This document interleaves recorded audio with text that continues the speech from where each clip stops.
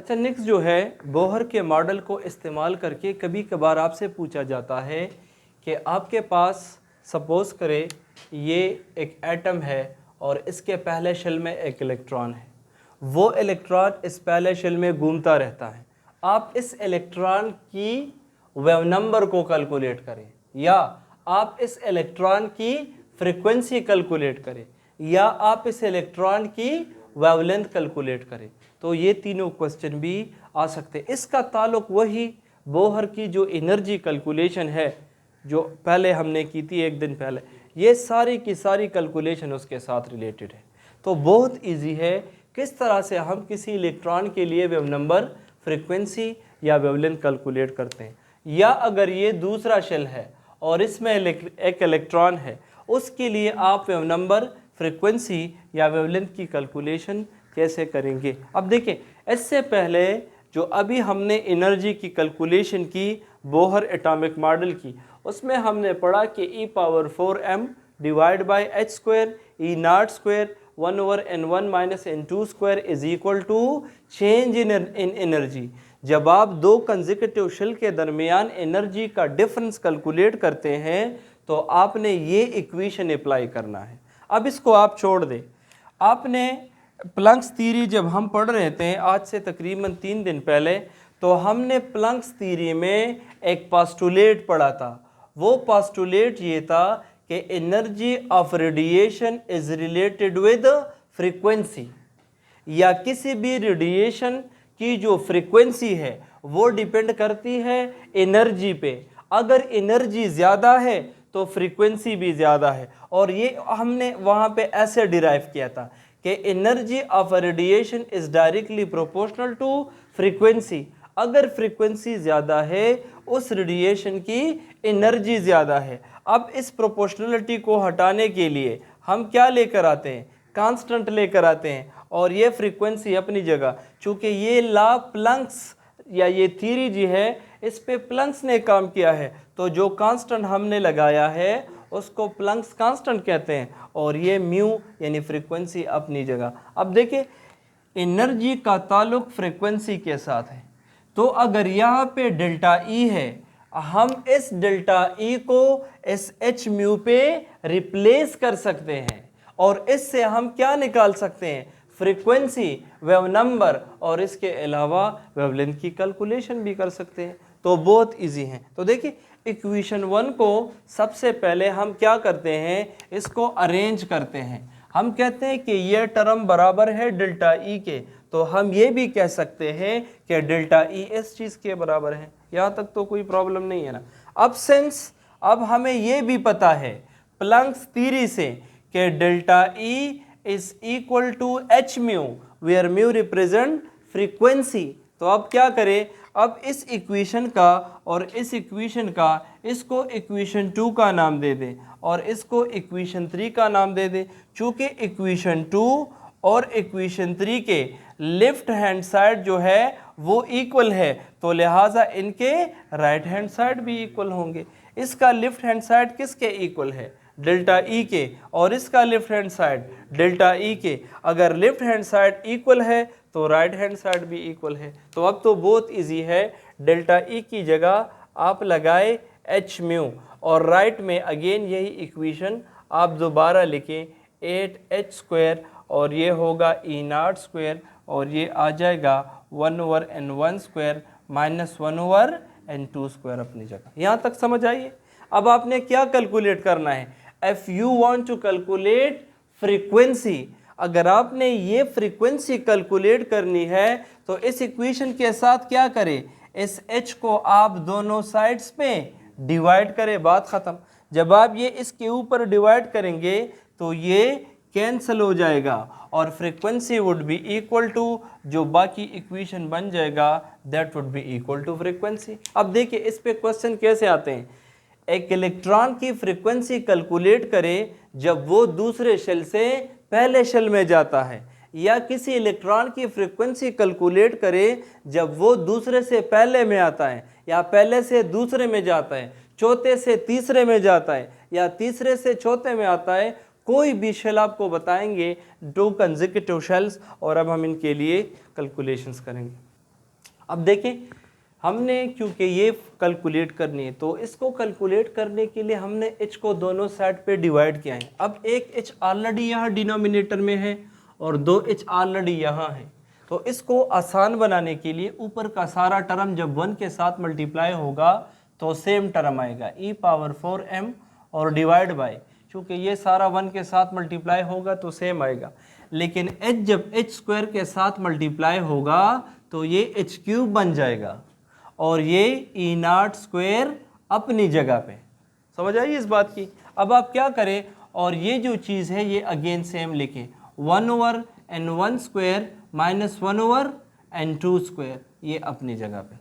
अब देखिए अगेन जो सारी की सारी चीज़ें कांस्टेंट है उसको हम एक तरफ लिखते हैं और जो वेरिएबल है उसको हम अलग लिखते हैं। अब देखिए ये सारे के सारे वैल्यूज़ जो है ये कांस्टेंट है, तो इस पे जिस साइंटिस्ट ने काम किया है उसका नाम है रेडबर्ग। क्या नाम है उसका?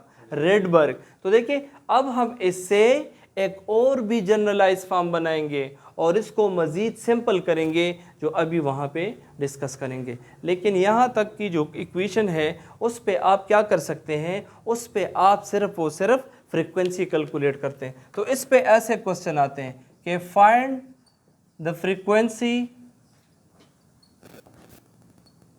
of an electron when it jumps from third to fourth shell। सही है? आप क्या करें, एक इलेक्ट्रॉन के लिए फ्रीक्वेंसी कैलकुलेट करें और देखिए फ्रीक्वेंसी का जो यूनिट है वो हर्ट्ज है, तो आप इसके साथ हर्ट्ज लगाएं। अब देखिए क्वेश्चन क्या है, एक इलेक्ट्रॉन है किसी एटम में और वो तीसरे शेल में है और वो तीसरे शेल से चौथे शेल में जाता है, या उल्टा क्वेश्चन भी किया जा सका कि 4 से वापस वो थर्ड में आता है। तो अगेन जो भी कंफ्यूजिंग क्वेश्चन हो आपने कंफ्यूज नहीं होना। अगर आपसे कहते हैं कि थर्ड से 4 जाता है तो भी एक ही बात है, और अगर आपसे कहते हैं कि 4 से थर्ड में आता है तो भी एक बात है।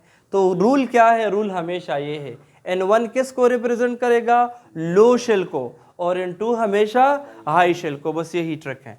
तो अगर दोनों केसेस में, अब देखिए दोनों केसेस में जो n1 है जो लो शेल है वो कौन सा है? वो थर्ड शेल है, और जो n2 है वो कौन सा है आपके पास?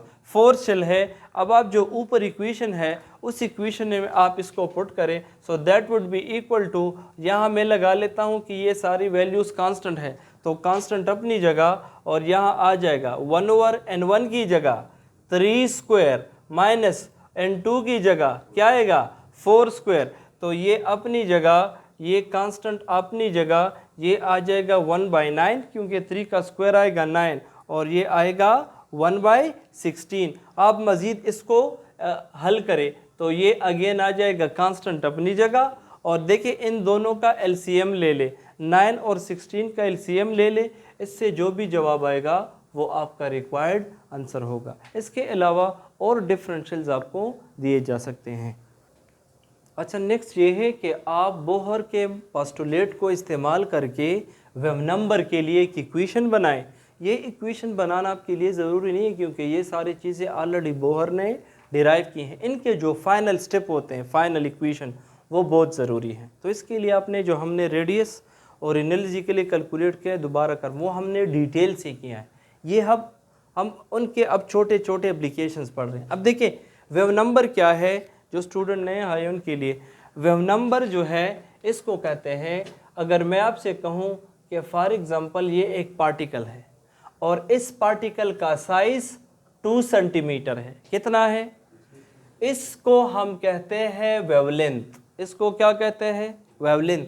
जब आप 1/, वेवलेंथ ले ले, मतलब ये है कि यहाँ पे वेवलेंथ 2 सेंटीमीटर है, और जब आप कहें 1/2 फिर इसको वेवलेंथ नहीं कहते, इसको वेव नंबर कहते हैं। इसको इस तरह म्यू बार से हम रिप्रेजेंट करते हैं। मैं कहता हूँ ये मार्कर है और इसका जो साइज़ है वो 5 सेंटीमीटर है, ये इसकी वेवलेंथ है, लेकिन इसका वेव नंबर क्या होगा? 1/5। समझ आ रहे? जब आप इसको 1 पे डिवाइड करें, तो पिछले इक्वेशन में हमने फ्रीक्वेंसी के लिए ये इक्वेशन बनाया था कि फ्रीक्वेंसी इस इक्वेशन की मदद से हम कैलकुलेट करते हैं। इसी फ्रीक्वेंसी की इक्वेशन को इस्तेमाल करके हम वेव नंबर के लिए एक अलग इक्वेशन अब बनाएंगे जो बहुत इजी है। अब देखें, इसको अभी भूल जाए। अब देखें, हमने ये पढ़ा है कि फ्रीक्वेंसी और वेवलेंथ का इनवर्स रिलेशन है। जिन रेडिएशन की वेवलेंथ कम होती हैं उसकी फ्रीक्वेंसी ज़्यादा होती हैं, और या फ्रीक्वेंसी ज़्यादा तो वेवलेंथ कम, दोनों इनवर्स रिलेशन में है।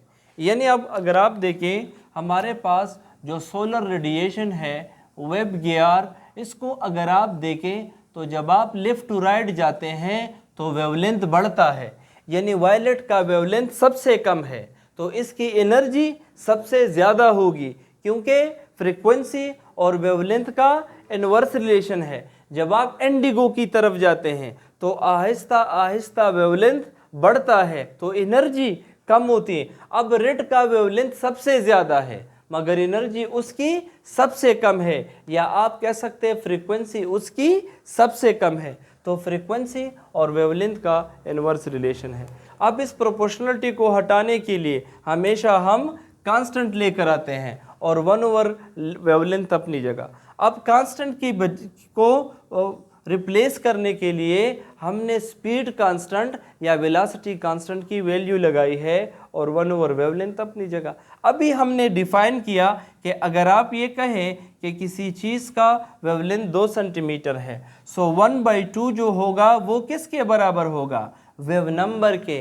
तो अगर आप वेवलेंथ का रेसिप्रोकल ले ले तो 1/, वेवलेंथ किसके बराबर है? 1/, वेवलेंथ वेव नंबर के बराबर है। तो C अपनी जगह और 1/, वेवलेंथ की जगह मैंने वेव नंबर निकाला है। तो इसी इक्वेशन की मदद से अब हम फ्रीक्वेंसी से क्या कैलकुलेट कर सकते हैं? Wave number. फ्रीक्वेंसी गिवन है और उससे हम वेव नंबर कैलकुलेट कर सकते हैं। यही इक्वेशन अगर हम क्या करें, यहाँ पे फ्रीक्वेंसी C म्यू बार के बराबर है और यहाँ फ्रीक्वेंसी इस सारे टर्म के बराबर है, और ये जो अभी हमने प्रूफ किया कि ये mu frequency is equal to C and to wave number यानी म्यू बार। अब देखिए, इस इक्वेशन 1 और इक्वेशन 2 का लेफ्ट हैंड साइड इक्वल है, यहाँ पे भी म्यू और यहाँ पे भी म्यू। अगर लेफ्ट से हैंड साइड बराबर है तो इसका मतलब है इन दोनों के राइट साइड भी बराबर होंगे। तो इसका राइट साइड है C म्यू बार और इसका राइट साइड अपनी जगह। अब हम कैलकुलेशन किसके लिए करेंगे? वेव नंबर के लिए। शाबाश। तो आप इस C को दोनों साइड पे क्या करें? इस C को आप दोनों साइड पे डिवाइड करें तो यहाँ ये कैंसिल हो जाएगा। So wave number would be equal to e⁴m, ये अपनी जगह, ये अपनी जगह, और ये वो इक्वेशन है जिसकी मदद से हम वेव नंबर कैलकुलेट कर सकते हैं। लेकिन हमेशा हमारा काम है इक्वेशन को जनरलाइज करना, उसको आसान बनाना। तो जेके जो कांस्टेंट है उसको हम अलग लिखेंगे और जो वेरिएबल है उसको हम अलग लिखेंगे। तो देखिए, ये सारी चीज़ें तो कांस्टेंट है, C भी तो कांस्टेंट है, स्पीड ऑफ लाइट जो है वो कांस्टेंट है। तो इस कांस्टेंट को आप इधर लेकर आए, तो जब आप इस कांस्टेंट को इधर लेकर आएंगे ये आप इधर पुट करेंगे। अब ये सारे कांस्टेंट की वैल्यूज पुट करें तो आपको एक मैथमेटिकल फिगर आ जाएगा जो इसकी हम उधर कैलकुलेशन करेंगे। तो देखिए, अभी हमने कहा जब आप C को यहाँ पे और यहाँ पे डिवाइड करेंगे तो ये दोनों कैंसिल हो जाएंगे। तो देखिए, आपका जो नेट इक्वेशन होगा वो कुछ इस तरह होगा कि wave number it would be equal to e⁴m अपनी जगह, 8 अपनी जगह, h³ अपनी जगह और E⁻²c, क्योंकि ये कांस्टेंट हम इकट्ठे लिखेंगे और जो वेरिएबल है उसको हम आपस में लिखेंगे 1/n1² माइनस 1/n2², ये अपनी जगह। अब देखिए, ये जो ओवरऑल कांस्टेंट वैल्यू है, इधर आप इलेक्ट्रॉन का चार्ज -1.6 माइनस 19 कूलम, इलेक्ट्रॉन का मास 9.11 माइनस 31, यहाँ पे प्लैंक्स कांस्टेंट 8। तो ऑलरेडी परमिटिविटी और स्पीड ऑफ लाइट की जब वैल्यूज पुट करेंगे, आपके लिए ज़रूरी ये नहीं है, ऑलरेडी साइंटिस्ट ने इस पे काम किया है, हमारे लिए ये ज़रूरी है। तो देखिए, ओवरऑल जब इसमें आप सारे वैल्यूज पुट करते हैं तो इन सारे कांस्टेंट से एक नया कांस्टेंट बनता है। उस कांस्टेंट को कहते हैं रेडबर्ग्स कांस्टेंट, क्योंकि इस इक्वेशन पे रेडबर्ग ने काम किया है। तो इधर हम डायरेक्टली पुट करते हैं R, इन सारे कांस्टेंट की बजाय क्या पुट करते हैं? R, और ये 1/n² n1² अपनी जगह और -1/n2² अपनी जगह। अब r की कौन सी मैथमेटिकल वैल्यू है? अगर आप यहाँ पे ये सारे वैल्यू घर में जाके पुट करें, आपको कौन सी वैल्यू मिलेगी? तो आपको वैल्यू मिलेगी 1.0974 मल्टीप्लाइड टू द पावर 7। आपको ये वैल्यू मिलेगी और इसके साथ आप क्या पुट करें? 1/n1² -1/n2²। अब ये वेव नंबर है, तो इधर देखें, अगर मैं कहूँ कि ये एक लाइन है और इसका वेवलेंथ 2 सेंटीमीटर है, अगर मैं कहूँ इसका 1/2 सेंटीमीटर किसके बराबर होगा? वेव नंबर के। तो सेंटीमीटर तो नीचे है ना, सेंटीमीटर को जब हम ऊपर लेकर जाएंगे तो ये आ जाएगा सेंटीमीटर इनवर्स।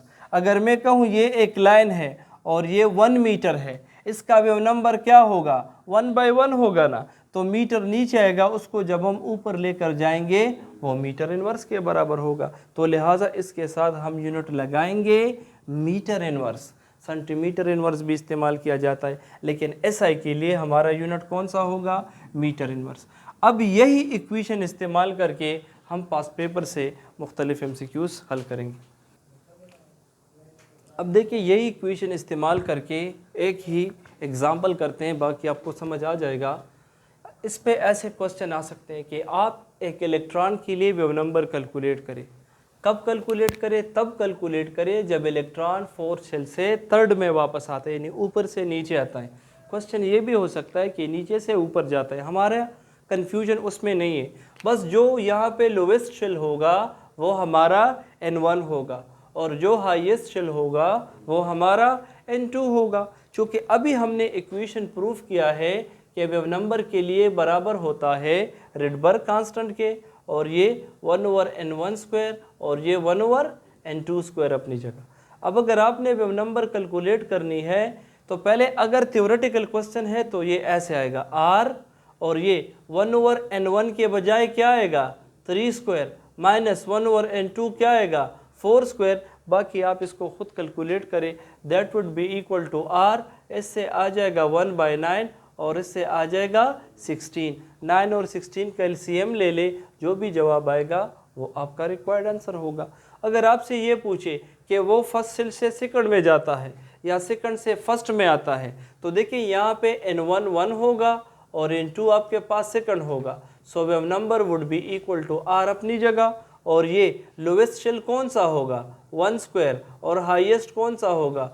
2²। 1 का जब आप स्क्वायर लेंगे अगेन 1 आएगा और 2 का स्क्वायर क्या आएगा? 4। 4 का एलसीएम ले ले तो 4 आएगा। सो 4 1 पे डिवाइड करे 4, सही है ना? 4 माइनस तो 3/4। तो उधर ऑप्शंस ऐसे नहीं होते, उधर ऑप्शंस ऐसे होते हैं। ऑप्शन ए r 3/4, या ऐसे भी होता है 3r/4। Option B 2r/4। Option C 1r/3। तो देखिए क्या है, 3/4 और r अपनी जगह है ना। सो ये वाला equation is the correct equation. अब देखिए इसमें से कौन सा रिलेशन करेक्ट है। अभी जो वेव नंबर के लिए या फ्रीक्वेंसी के लिए हमने कैलकुलेशन की, उसके लिहाज से उस इक्वेशन में ये कौन सा रिलेशन वैलिड है। तो इधर देखिए शाबाश, अगर वेव नंबर है या फ्रीक्वेंसी है तो दोनों के लिए ये इक्वेशन सेम है। तो अगर आप इक्वेशन में देखें, वेव नंबर और मास का डायरेक्ट रिलेशन है, दोनों ऊपर है, तो आप कह सकते हैं कि ये फ्रीक्वेंसी या wave number is directly proportional to mass. अब ये मास स्क्वायर नहीं है, अगर यहाँ पे स्क्वायर होता तो ये मास स्क्वायर के इक्वल होता। यहाँ मास क्यूब नहीं है, अगर होता तो वहाँ पे क्यूब होता। अब नेक्स्ट देख ले, इसमें से कौन सा रिलेशन है जो कि फ्रीक्वेंसी या वेव नंबर का इलेक्ट्रॉन के चार्ज के साथ है। तो कौन सा रिलेशन है? तो देखिए इस इक्वेशन में देखें ना, इसका इसके साथ e⁴ वाला रिलेशन है। और इस पे अगर हद से ज़्यादा टेक्निकल क्वेश्चन आते हैं तो ऐसे क्वेश्चन आते हैं। इधर देखिए शाबाश, अगर इलेक्ट्रॉन के चार्ज को डबल किया जाए, अगर इलेक्ट्रॉन के चार्ज को डबल किया जाए तो उस इलेक्ट्रॉन की फ्रीक्वेंसी क्या होगी। तो देखिए इक्वेशन क्या है कि that is directly proportional to e⁴।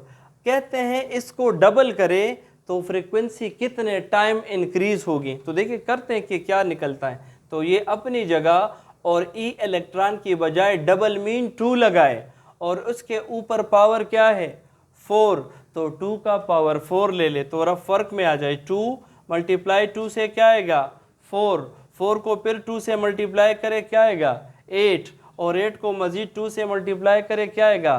So frequency increases how much times 16 times, option B 8 times, option C 9 times, तो 16 टाइम्स। अब देखें अगर मैं आपसे ये कहूं कि इलेक्ट्रॉन के चार्ज को ट्रिपल करें तो बस सिंपल सी बात है ई के बजाय 3 लिखे और ऊपर उसका पावर 4 ले ले। सो 3 3 ज़र 9, 9 3 ज़र 27 और 27 3 ज़र जो भी आता है 84 या जो भी आता है वो उसका रिक्वायर्ड आंसर होगा। तो अगर हद से ज़्यादा टेक्निकल इसमें कर सकते हैं तो वो ऐसे क्वेश्चन आ सकते हैं। इसके साथ ये टॉपिक भी ख़त्म हो जाता है।